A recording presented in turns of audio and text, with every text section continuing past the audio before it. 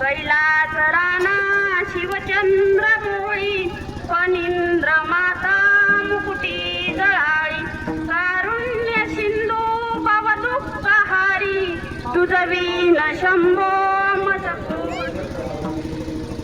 जयांचे केलिया स्मरण होय सकाळ विद्येचे अधिकरण ते जीवन दुसरी चरण श्री गुरूंचे नमामि सद्गुरुं शांतं सच्चिदानंद विग्रहं पूर्ण ब्रह्म परानंद मीशमानंदी वल्लभं ज्ञानेषु भगवान विष्णु निवृत्तिर भगवान हर सोपानो भगवान ब्रह्मा मुक्ताख्या ब्रह्मचित्कला योऽन्त प्रविश्य मम वाचमिमां प्रसुप्तां संजीवयत्य किल शक्तिधर स्वधाम्ना अन्यौश्च हस्तचरण श्रवणस्वगादीन् प्राणान् नमो भगवते पुरुषाय तुभ्यं मस्तक माझा पायावरी मस्तक माझा पायावरी मस्तक माझा पायावरी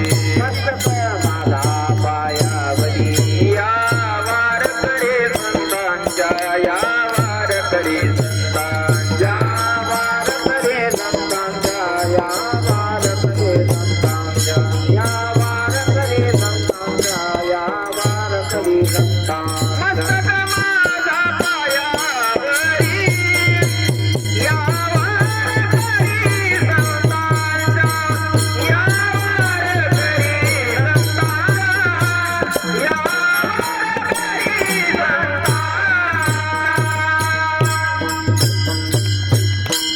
सच्चिदानंद रूपाय विश्वोत्पत्त्यादि तवे तापत्रय विनाशाय श्रीकृष्णाय वयं नमः एकतत्व नाम दृढधरी मना हरिची करुणा येईल तुझी हरिमुखे मना पुण्याची गणना कोण करी प्रस्तुत प्राप्त प्रसंगी प्राप्त स्थळी चिंतन रूपी सेवेकरता घेतलेला अभंग हा साधकांचा मायबाप योग्यांची माऊली वैष्णवांचे मुकुटमणी ज्ञानियांचे शिरोमणी सकळ संत कंठभूषण अखंड समाधी ध्यान ज्ञानोपारायांच्या हरिपाठातील उत्कृष्ट असा 26व्या क्रमांकाचा अभंग आजच्या कीर्तन रूपी सेवेकरता घेतलेला आहे. विठ्ठल विठ्ठल विठ्ठल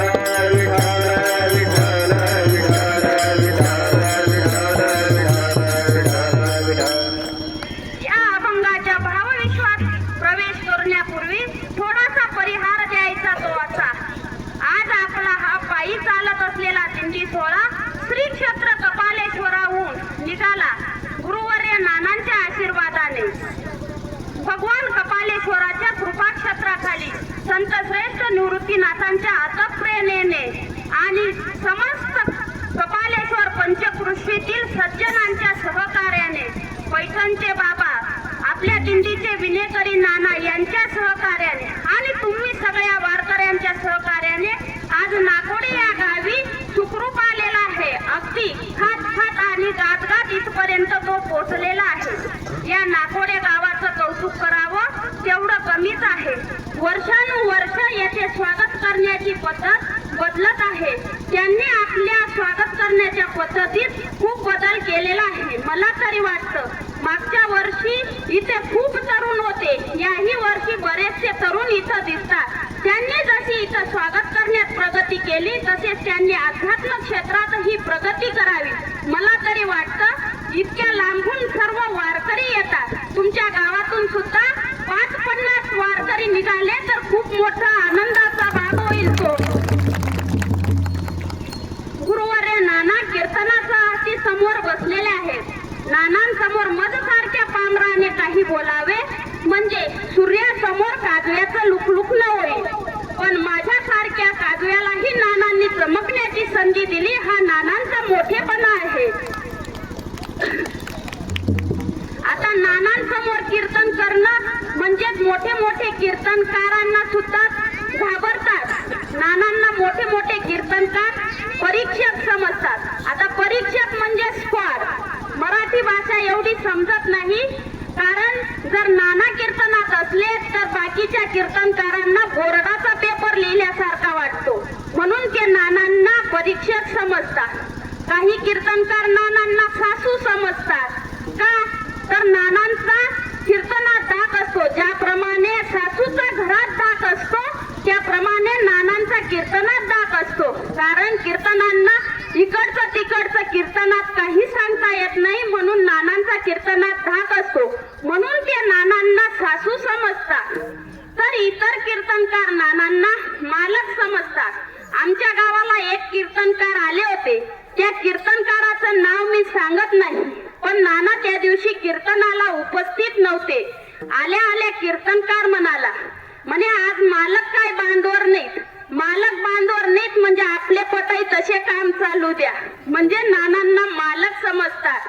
कोणी सासू समजतात तर कोणी परीक्षक समजतं. पण मला तरी वाटतं नाना हे कल्पतरू आहेत. मी नानांना कल्पतरू प्रमाणे समजतं. माऊली ज्ञानोबारायांच्या उक्तीप्रमाणे कल्पतरू तळवटी जो कोणी बैसला, काय उणे त्याला सांगा जोजी. म्हणजे कल्पतरूच्या झाडाखाली जो बसला त्याला कशाचीच उणीव भासत नाही. त्याप्रमाणे नानांच्या सहवासात जो कोणी आला, नानांच्या संगतीत जो कोणी आला, त्याला कशाचीच उणीव भासणार नाही असं मला वाटतं. विठ्ठल विठ्ठल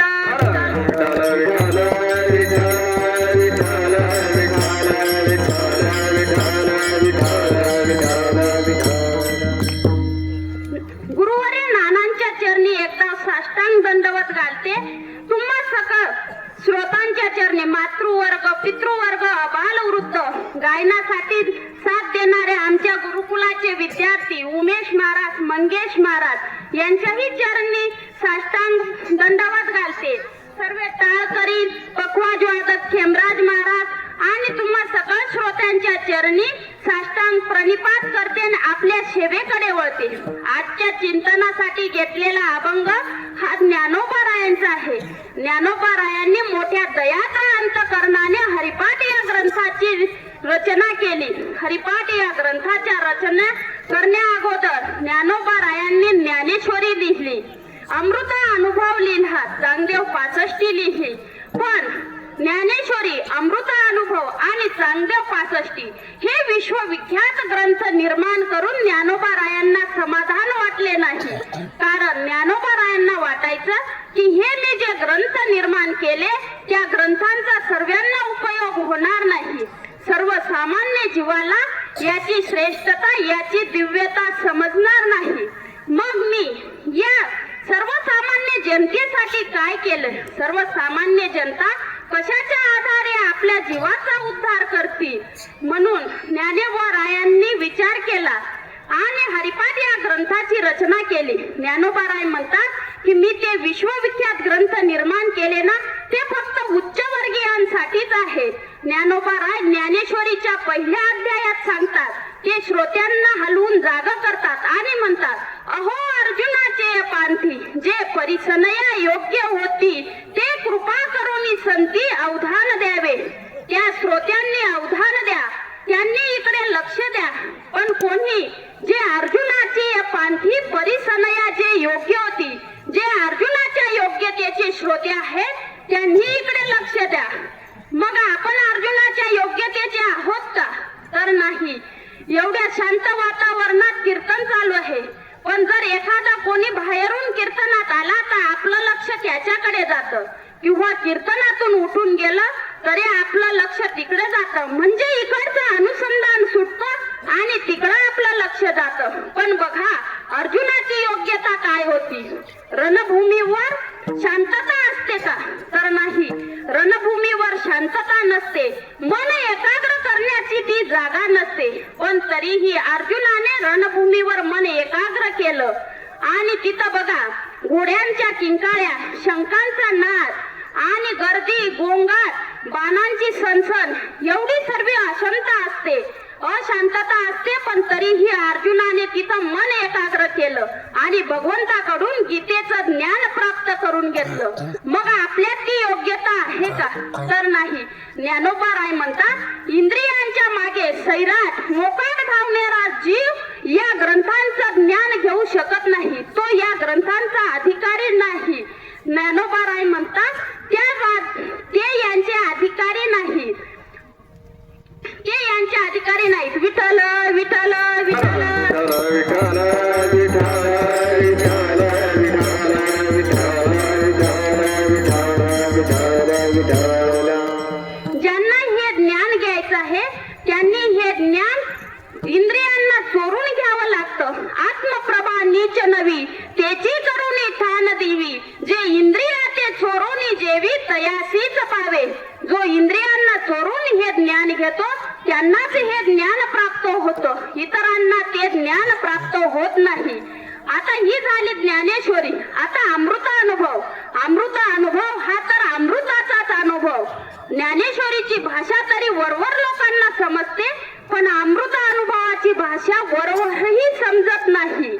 आणि पूर्ण अंता वेठलो सैंग आम्हीच दाटलो मा लोपलो ना प्रगटलो कोण अहम.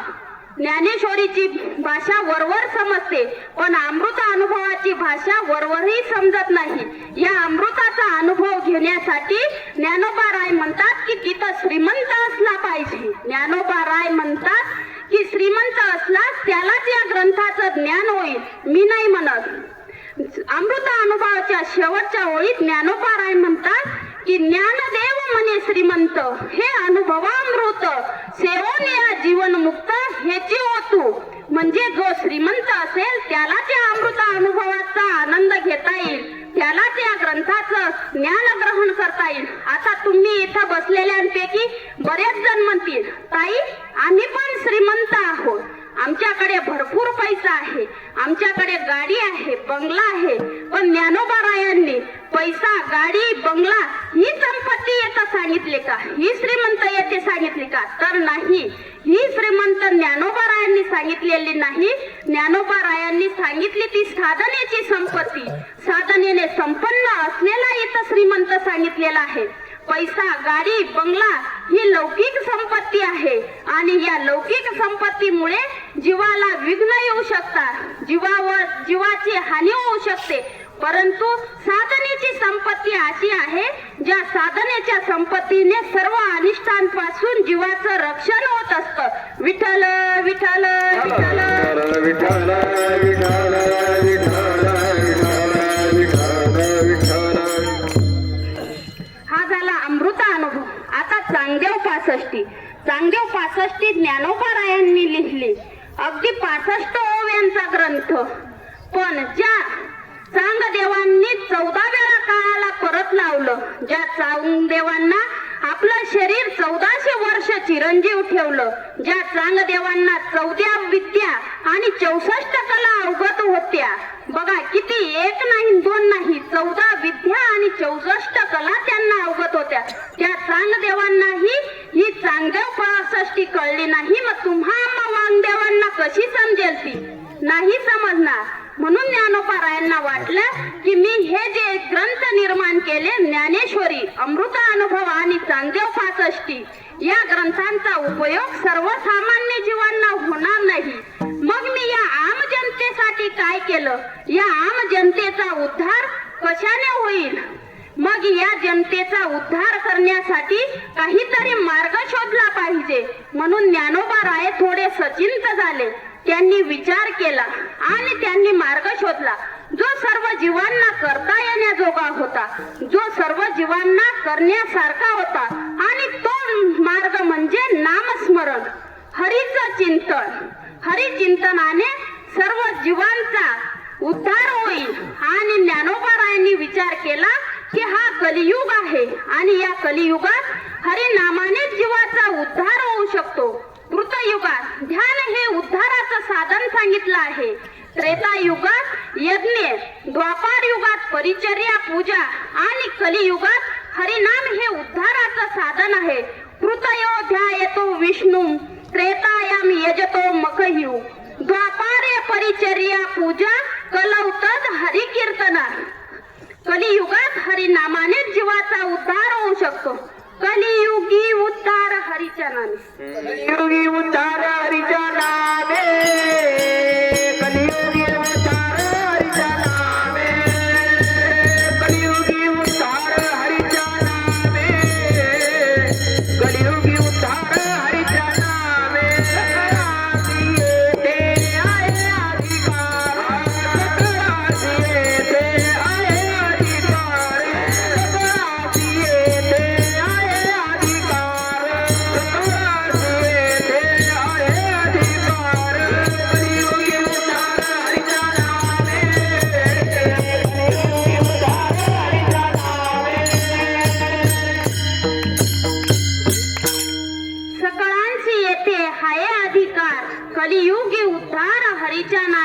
कलियुगात हरिनामानेच या जीवांचा उद्धार होऊ शकतो आणि येथे सर्वांना अधिकार आहे.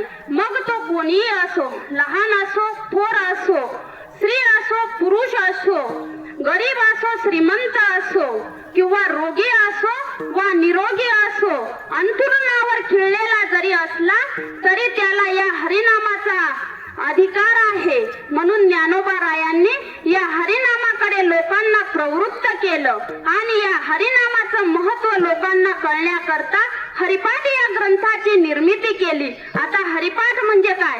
हरीचा पाठ म्हणजे हरिपाठ आणि या मार्गातून हरिपाठाने या जीवांचा उद्धारही होऊ शकतो. आता ज्ञानोबारायांना वाटत होतं की या जीवांचा उद्धार व्हायला पाहिजे, या जीवांचं दुःख गेलं पाहिजे, हा जीव सुखी झाला पाहिजे असं ज्ञानोबारायांना वाटत होतं. ज्ञानोबारायांनी प्रतिज्ञा देखील केली, अवघाची संसार सुखाचा करीन.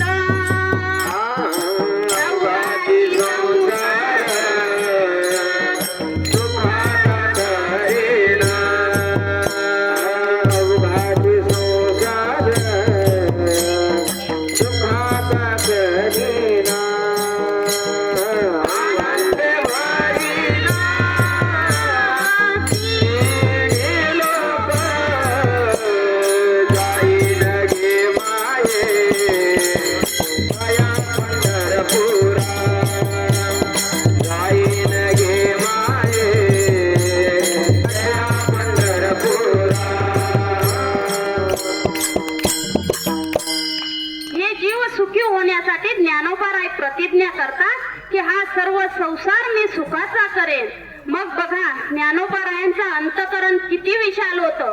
ज्या समाजाने त्यांना त्रास दिला त्यांनाही सुखी करण्यासाठी ज्ञानोबाराय प्रतिज्ञा करतात. किती त्रास दिला हो ज्ञानोबारायांना या समाजाने. तर बघा जेव्हा ज्ञानोबाराय भिक्षा मागायला जायचे त्यावेळी हा समाज त्यांना भिक्षा देत नव्हता. संन्यासाची मुलं म्हणून ज्ञानोबारायांना हिणवत होते. का म्हणायचे ते संन्यासाची मुलं? तर बघा विठ्ठलपंतांनी संन्यासानंतर गृहस्थाश्रम स्वीकारला आणि गृहस्थाश्रम स्वीकारला म्हणून आळंदीकरांनी त्यांना वाळीत टाकलं. विठ्ठलपंत आणि रुक्मिणी आई साहेब या आळंदी ग्रामाबाहेर सिद्धबेटावर आपल्या 4ही लेकरांबरोबर राहत होता. समाजात विठ्ठलपंतांना आणि रुक्मिणी मातांना या समाजाचा त्रास नव्हता, तर त्यांच्या दोघांबरोबर या 4ही भावंडांना या समाजाचा त्रास सहन करावा लागला. आता विठ्ठलपंतांना वाटायचं की मी चुकी केली, शिक्षा मला मिळायला पाहिजे, माझ्या लेकरांना ती शिक्षा नको.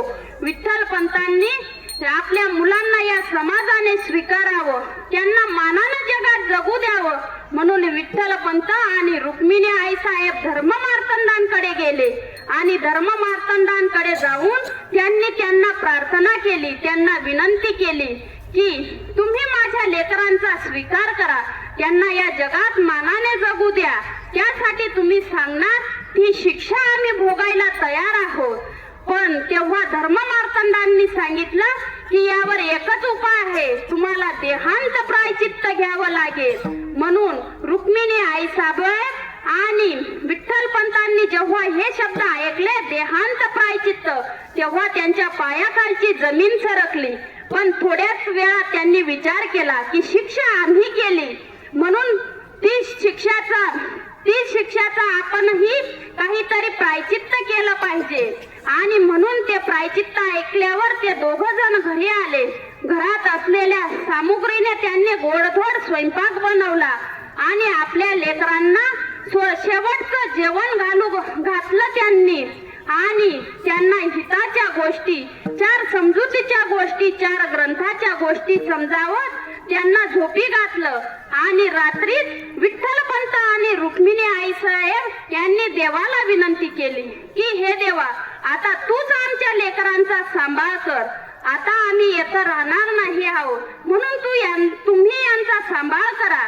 तेव्हा बघा आपण 1-2 तास जरी गावाला गेलो तरी शेजारच्या काकूंना सांगून जातो की आमच्या लेकरांवर लक्ष ठेवा.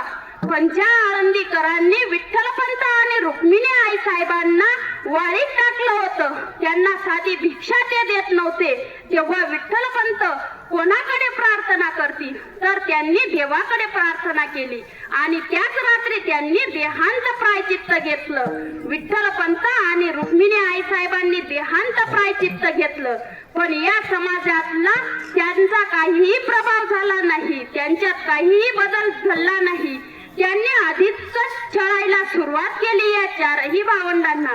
जेव्हा माऊली भिक्षा मागायला जायचे तेव्हा गावात त्यांना कोणी भिक्षा तर द्यायचं नाही, पण जर का एखाद्याने भिक्षा दिली तर दुसरा येऊन ती भिक्षेची झोळी हिसकावून घेत असे आणि झोळीत मिळालेलं धान्य असो पीठ असो ते खाली ओतायचे आणि लाथेने रगडून द्यायचं. असा हा समाज आहे. ज्या ज्ञानोबारायांच्या तुकोबारायांच्या गजराने आपल्याला जागोजागी पाहुणचार मिळतो, मिष्टान्नाचं जेवण मिळतं, त्या माऊलींना एका वेळी भिक्षा सुद्धा मिळत नव्हती. अन्न तर लांबच आहे, भिक्षा सुद्धा त्यांना हा समाज देत नव्हता. आणि अशा समाजासाठी माऊली दान मागतात की किंबहुना सर्व सुखी पूर्ण होऊन तिन्ही लोकी भजिजो आदी फुरकी अखंडित. ज्ञानोबाराय प्रतिज्ञा तर करतात पण दान सुद्धा मागतात या समाजासाठी. ज्ञानोबारायांना वाटतं की हा समाज सुखाचा व्हावा, या समाजाला उद्धाराचं साधन मिळावं, म्हणून ज्ञानोबारायांनी हरिपाठ या ग्रंथाची निर्मिती केली. ज्ञानोबारायांनी हा छोटासा ग्रंथ आहे हरिपाठ, 27 अभंगाचा आहे, पण या हरिपाठाच्या प्रत्येक अभंगातून ज्ञानोबारायांनी जीवाला नामाकडे प्रवृत्त केलेले आहे. या प्रत्येक अभंगातून ज्ञानोबारायांनी हरीचं महत्व, हरिनामाचं महत्व आणि हे हरिनाम घेतलं तर फायदा काय होईल आणि हे हरिनाम नाही घेतलं तर आपली हानी काय होईल हे प्रत्येक अभंगातून सांगून दिलं. आणि या प्रत्येक अभंगातून त्यांना जीवाला नामाकडेच प्रवृत्त केलेलं आहे. आणि आज चिंतनासाठी घेतलेल्या अभंगातून ते नाम कसं घ्यायचं, आपण घेतलेलं नाम भगवंतापर्यंत कसं पोहोचेल आणि ते भगवंतापर्यंत पोहोचल्यावर भगवंताला आपल्याकडे येण्याची इच्छा कशी निर्माण होईल आणि भगवंताला इच्छा निर्माण होण्यासाठी ते नाम आपण कसं घेतलं पाहिजे हे अभंगाच्या प्रथम चरणात सांगतात. एक तत्व नाम दृढ धरी मना, एक तत्व नाम दृढ धरी मना, एक तत्व नाम दृढ धरी मना, एक तत्व नाम दृढ धरी मना. हरीचे करुणा येईल तुझी, हरीचे करुणा येईल तुझी, हरीचे करुणा येईल तुझी. हरिमुखे म्हणा,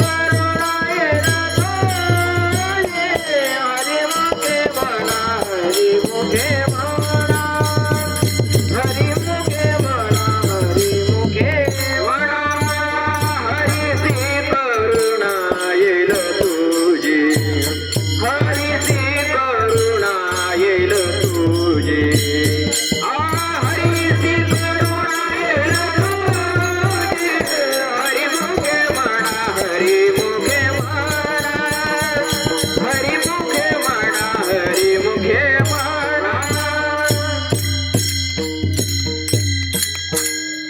ज्ञानोबाराय या अभंगातून सांगतात की आपण घेतलेलं नाम हे कसं घेतलं पाहिजे आणि ते भगवंतापर्यंत केव्हा पोहोचेल. आपल्याला जर वाटतं की आपल्याकडे कोणीतरी यायला पाहिजे तर त्याला ऐकू जाईल अशी हाक तर आपण मारली पाहिजे ना. आपण त्याला ऐकू जाईल अशी हाक मारली तरच त्याला वाटेल ना आपल्याला कोणीतरी बोलवत आहे म्हणून. म्हणून आपण असे हाक मारायला पाहिजे की त्याला ती ऐकू गेली पाहिजे. ज्ञानोबाराय सांगतात की एक तत्व नाम दृढ धरी म्हणा. हे म्हणा नाम हे एक तत्व स्वरूप आहे आणि ते तू दृढतेने धारण कर. तू ते दृढतेने धारण करशील तेव्हा त्या हरीला तुझी करुणा येईल. जर तू नामाच्या बाबतीत दृढता धरली नाही तर काहीच उपयोग होणार नाही. जर तू नाम हे दृढतेने घेतलं नाही, जर तू नाम घेत असताना ढिला पल्ला तर काहीच उपयोगाचं नाही. बघा आजच्या भाषेत सांगायला गेलं तर रेंज नसेल तर काय बोलतो हे समजत नाही. एक वेळा हॅलो म्हणतो, 2 वेळा म्हणतो, 3 वेळा म्हणतो आणि ठेवून देतो. त्याचा विचार करत नाही. त्याचप्रमाणे नामाच्या बाबतीतही दृढता धरली पाहिजे. ती दृढता कशी धरली पाहिजे? तुकोबाराय सांगतात की साहोनी टाकी गाय, पाषाण देवची झाला पाय, तयारी ती दृढ मन, करी साधा या कारण, बाण शस्त्र साहोनी गोळी, शुरा ठाव उंच स्थळी, तयारी ती दृढ मन, करी साधा या कारण. तुका म्हणे सती अग्न न देखी जया रीती, तयारी ती दृढ मन, करी साधा या कारण. तुकोबाराय या अभंगातून 3 दृष्टांत देऊन सांगतात की मनाची दृढता कशी असली पाहिजे. आणि ज्ञानोबाराय सुद्धा तेच सांगतात की एक तत्वनाम दृढ धरी म्हणा. आता तुकोबारायांनी दिलेला पहिला दृष्टांत पहा. तुम्ही सर्व मंदिरात जातात का? हो म्हणा, नाही तर नाही म्हणा. जातात का मंदिरात? कशासाठी? देवाकडे मागायला का नमस्कार करायला? नमस्कार करायला जातात. मग आता ज्या देवाला तुम्ही नमस्कार करतात तो देव कशाचा असतो? दगडाचा, पाषाणाचा असतो तो देव. मग तो पाषाणाचा देव कधी बनत असतो? जेव्हा तो टाकीचे घाव सहन करतो तेव्हा तो देव बनत असतो. ज्यावेळी मूर्तिकार मूर्ती घडवण्यासाठी पाषाण घेतो त्यावेळी बघा तो मूर्तिकार मूर्ती बनवायला घेतल्यापासून तर मूर्ती बनेपर्यंत त्या दगडावर किती टाकीचे घाव मारतो? 100, 200, 500, लाखो, कोट्यावधी त्या दगडावर तो मूर्तिकार कोट्यावधी घाव मारतो. आणि ते घाव जो दगड सहन करतो तो घाव घेत असताना जो दगड चिरकटत नाही, जो दगड दुभंगला जात नाही आणि जो दगड फुटत नाही, त्याच दगडाला आकार प्राप्त होतो आणि त्याच दगडाची मूर्ती बनत असते. आणि त्याच मूर्तीच्या पाया पडायला तुम्ही आम्ही जातो. कोणत्या दगडाच्या? जो टाकीचे घाव सहन करतो, जो टाकी गावातून वाचतो त्या दगडाच्या पाया पडायला आपण जातो. तुका म्हणे जरी जगे टाकी गाया, तुका म्हणे जरी जगे टाकी गाया, तुका म्हणे जरी जगे टाकी गाया, तुका म्हणे जरी जगे टाकी गाया. त्याच्या पडे पाया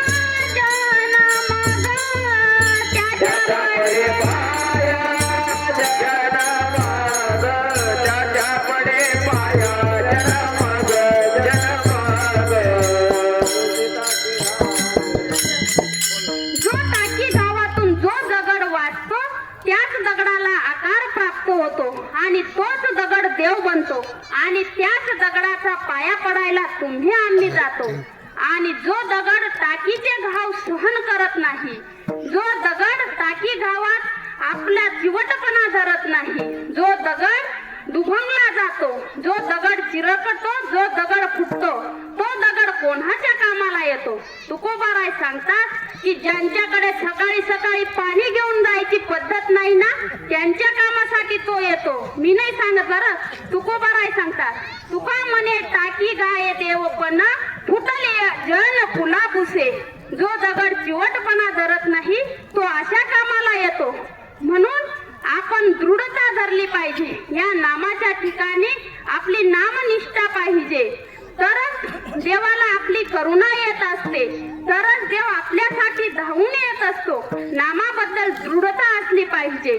मग ते नाम घेत असताना कुठलाही प्रसंग ओढावला तरी त्या प्रसंगाला सामोरं जायची तयारी असली पाहिजे. जीवाचं बलिदान करण्याची वेळ आली तरी ते बलिदान करण्यात आपलं सामर्थ्य असलं पाहिजे.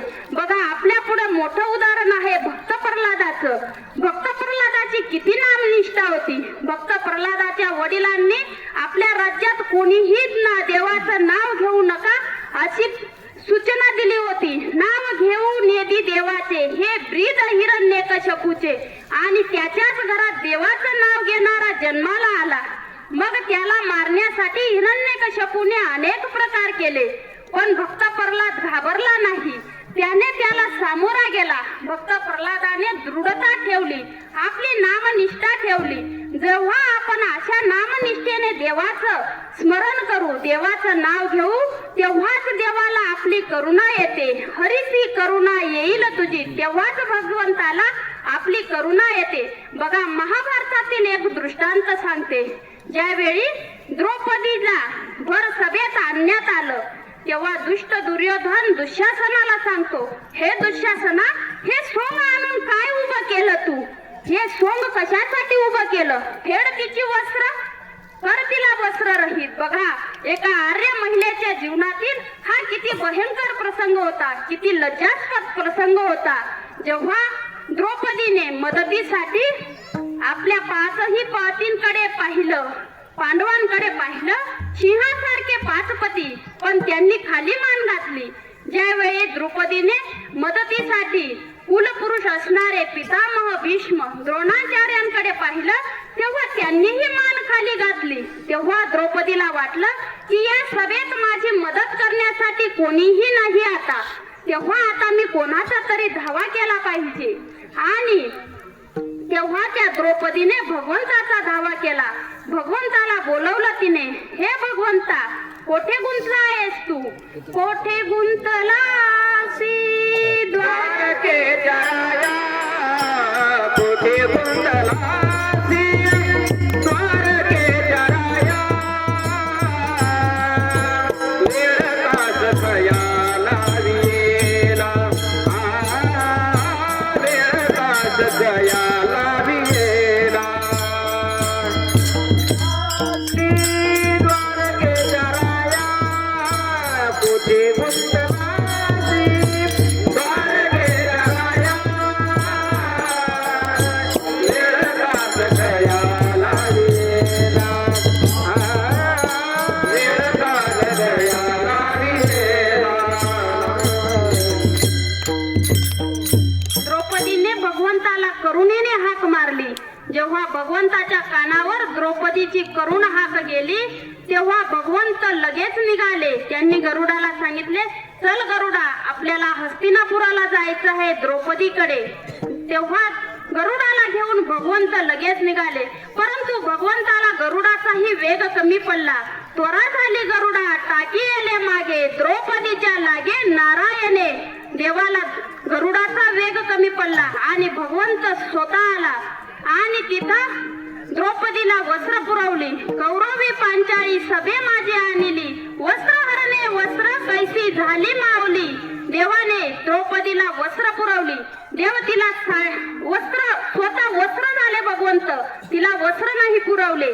भगवंताला वाटले की आपण तिला वस्त्र दिले, जो फेडायला बसला तो तिला वस्त्र नेसू कसं देणार, आणि ती नेसेल तर ती उघडी दिसेल, म्हणून भगवंत स्वतः वस्त्र झाले तिचे.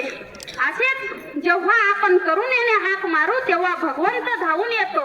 आपली जर नामनिष्ठा असली तर भगवंतालाही करुणा येते. अनेक भक्तांसाठी देव धावून आला, गजेंद्रासाठीही देव धावून आला. कनवाळू कृपाळू दिना लागी मोही, गजेंद्राचा दावा तुवा केला विठाई. गजेंद्रासाठीही देव धावून आला. अशा अनेक भक्तांसाठी देव धावून येतो. आणि बघा, पण देव येतो, पण त्यासाठी तेवढी नामनिष्ठा असायला पाहिजे. आणि आपली नामनिष्ठा असली तरच देव धावून येतो. तेवढ्यासाठी ते नाम दृढतेने घेतलं पाहिजे. तेव्हा साधक सांगतात की तुम्ही सांगतात ते नाम दृढतेने घेतलं पाहिजे. मग ते दृढतेने घेण्याचं नाम हे अवघड असेल ना महाराज, तेव्हा महाराज सांगतात की ते नाम अवघड नाही. ते नाम कसं आहे? अभंगाचं दुसरं नाम सोपे रे राम कृष्ण गोविंद.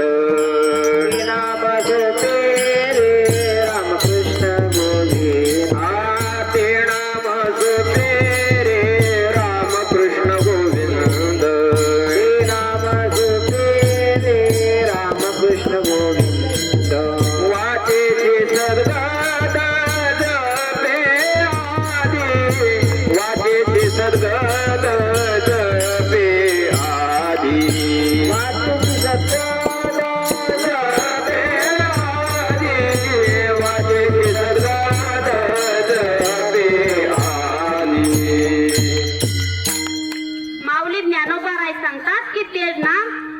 अवघड नाही, ते नाम सोपं आहे. कोणतं नाव? राम कृष्ण गोविंद. मग साधक विचारतात की हे नाम केव्हा घ्यायचं? तेव्हा माऊली सांगतात की हे आधी घ्या, हे आधी करा. वाचेची सद्गत जपे आधी, हे आधी करा. सकळ मंगळ निधी श्री विठ्ठलाचे नाम आधी. भगवंताचं नाम आधी करा. आपले जे काम आहेत ना ते नंतर करा. आधी विठ्ठलाचं नाव घ्या, आधी भगवंताचं नाम घ्या. का सांगतात की तुमचं काम नंतर करा? बघा, आपले घरचेच काम करत राहिलो, कांदा लागण फवारणं मारणे, पाणी भरणं, गोल मारणं, हेच काम जर आपण करत राहिलो आणि एखाद्या दिवशी त्या भगवंताचा निरोप आपल्याला आला, हा फुगा, देहरूपी फुगा जर फुटला तर काय होईल? हे नाम करायला आपल्याला संधी मिळणार नाही. म्हणून हे आधी करा. जेव्हा मी वारीला निघाली तेव्हा मला बाकीच्या आजूबाजूचे म्हणाले, अगं ताई, कांदे लागण अजून बाकी आहे, मग कशी चालली वारीला? तेव्हा मी त्यांना सांगितलं, अहो, या निसर्गाने पाऊस पाडून महिन्याआधीच झाली असती कांदा लागण, ती 1.5 महिना उशिरा केली तर मग आपण या भगवंतासाठी 8 दिवस उशिरा नाही करू शकत का? म्हणून ती 8 दिवस उशिरा झाली तरी चालेल. आधी हे करा, सर्व काही बाजूला ठेवा आणि आधी भगवंताचं नाव घ्या. अग्रक्रम कशाला द्यायचा? बघा, शास्त्र सांगतं की 100 काम सोडा आणि आधी जेवण करा. शतम विहाय भोक्तव्यम. 100 काम सोडा आणि ते जेवण करा. सहस्रम स्नानमाचरे. 1000 काम सोडा आणि आंघोळ करा. आणि लक्ष्म विहाय दातव्यम. 1,00,000 काम सोडा आणि आधी दान करा. आणि कोटी टेकवा हरिभजेत. कोटी काम सोडा आणि भगवंताचं भजन करा. असं भजन ज्ञानोबा राय सांगतात की भगवंताचं नाम हे श्रेष्ठ आहे. म्हणून तुम्ही भगवंताचं नाम घ्या. अभंगाचं 3रं चरण. परते तत्व नाही रे अन्यथा. नामा परते तत्व नाही रे अन्यथा. नामा परते तत्व नाही रे अन्यथा. नामा परते तत्व नाही रे अन्यथा. वायाने गमंता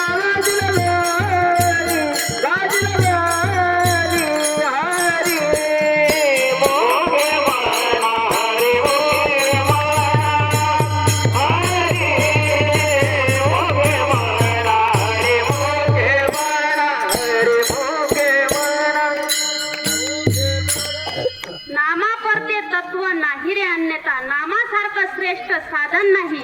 म्हणून सर्वांनी एकदा वरती हात करा आणि त्या भगवंताचं नाव घ्या. विठोबा जय जय जय विठोबा रखुमाई. विठोबा रखुमाई. विठोबा रखुमाई. विठोबा रखुमाई. विठोबा रखुमाई. विठोबा